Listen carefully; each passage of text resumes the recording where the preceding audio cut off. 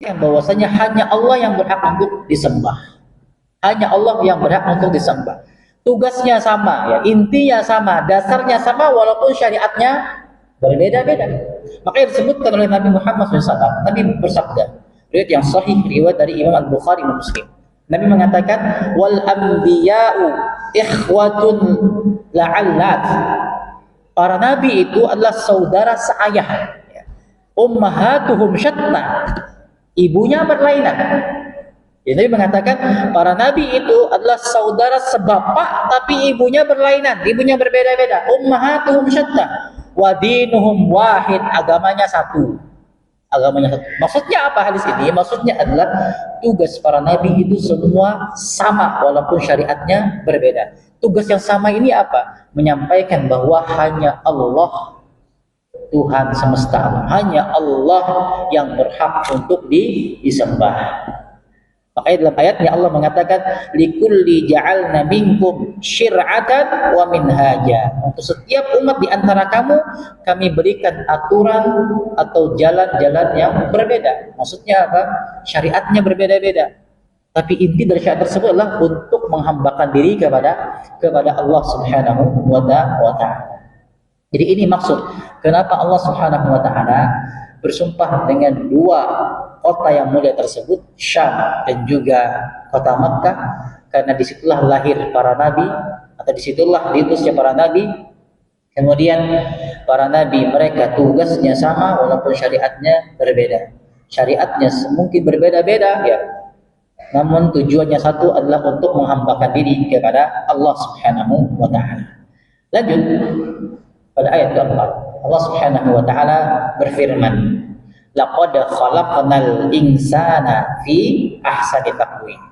Kata Allah, sungguh kami telah ciptakan manusia dalam bentuk sebaik-baiknya, dalam rupa sebaik-baiknya. Ayat ini disebutkan oleh Al-Imam Al-Qurtubi, Al-Imam At-Tabari, bahwasanya ayat ini adalah jawaban dari sumpahnya Allah Subhanahu wa ta'ala. Ya, Allah bersumpah. Kemudian ada jawaban dari sumpah tersebut, jawabul qasam. Allah bersumpah dengan dua kata suci yang intinya adalah dari situ diutusnya para nabi dengan tugas yang sama. Kemudian pada ayat keempat Allah menjawab sumpah tersebut bahwa Allah telah menciptakan manusia dengan sebaik-baik bentuk. Jadi nikmat manusia itu sangat banyak. Di antaranya adalah mereka tidak dibiarkan begitu saja ketika di dunia tanpa ada arahan. Makanya Allah utus di Syam dan di Makkah para rasul, para nabi untuk mengarahkan mereka. Dan Allah pada ayat keempat ini Allah ciptakan manusia dengan sebaik-baik rupa, sebaik-baik bentuk. Di antara makna sebaik bentuk mereka bisa berdiri tegak. Di antara sebaik-baik bentuk mereka diberi akal oleh Allah Subhanahu wa ta'ala. Allah beri akal agar kita bisa berpikir, agar kita bisa belajar dari para nabi, belajar dari apa yang diajarkan oleh Nabi Muhammad SAW. Jadi ini nikmat yang besar dari Allah Subhanahu wa ta'ala. Allah sampaikan dua nikmat besar, diutusnya Rasul dan juga kalian manusia diciptakan dengan sebaik-baik wujud, sebaik-baik rupa, sebaik-baik bentuk.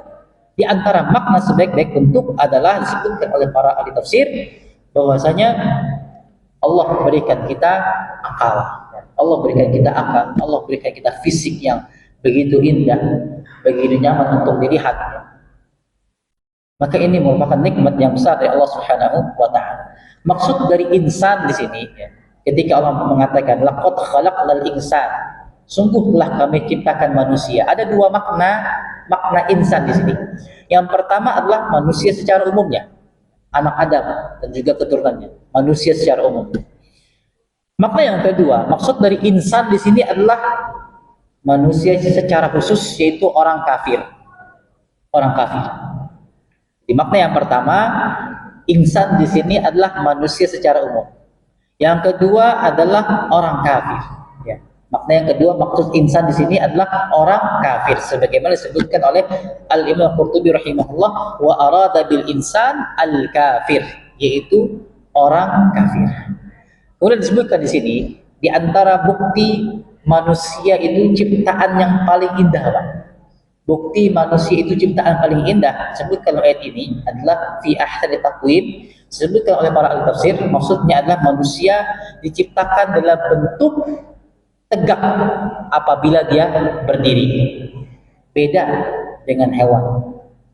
Hewan itu mereka semua rata-rata merunduk. Dan ini membantah atas teori yang mungkin kita pernah pelajari, ya. Teori bahari bahwa manusia itu adalah revolusi dari warik.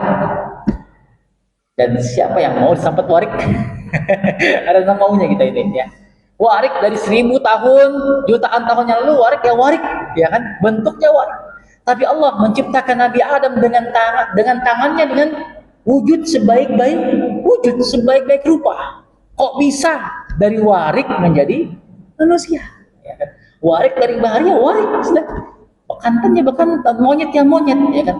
Dan kita pun ada mau disamakan, pasti ada mau disamakan. Nah, ini membantah. Makanya disebutkan para ahli tafsir, ya. Para ahli tafsir menyebutkan di antara indahnya ciptaan manusia ini, ya, ciptaan manusia. Allah menciptakan manusia. Indahnya kita ini adalah muntasabul qamah. Ini tegak berdiri. Itu jauh banget dengan hewan. Ya. Mereka rata-rata ya mau yang tangannya 2, mau yang 4, semuanya merunduk ke bawah. Merunduk ke bawah. Kalau kita semua berdiri tegak. Ini perbedaan kita dengan hewan. Inilah menunjukkan, kata para ulama, menunjukkan indahnya ciptaan Allah, yaitu berupa manusia, ya. Berupa manusia. Ini menjadi bantahan bagi teori-teori yang pernah kita pelajari mungkin dahulu di waktu SD. Bahkan disebutkan di sini ada beberapa kisah tentang apa yang disebutkan oleh para ulama yang menunjukkan betapa sempurnanya manusia, ya.